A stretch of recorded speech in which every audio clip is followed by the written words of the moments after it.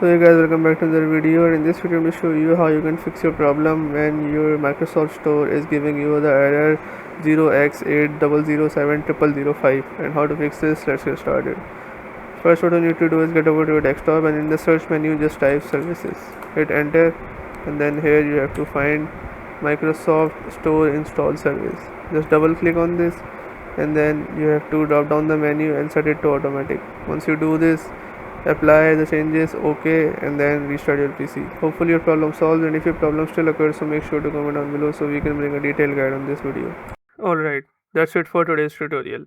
I really hope this video helped you solve your problem or learn something new about your PC. My goal on this channel is to make everything about computers simple and easy, whether it's fixing errors, downloading software or any game, boosting performance of any Windows or any game, or understanding new tools. If this video was helpful in any way, don't forget to hit the like button because it really motivates me to keep bringing you more useful content.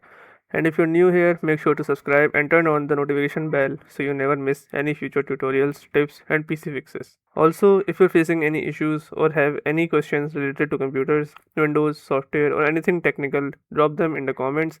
I read all of your comments and I'll try my best to help you out. Thanks a lot for watching. Take care of your system, keep learning, and I'll see you in the next video. Thanks for watching.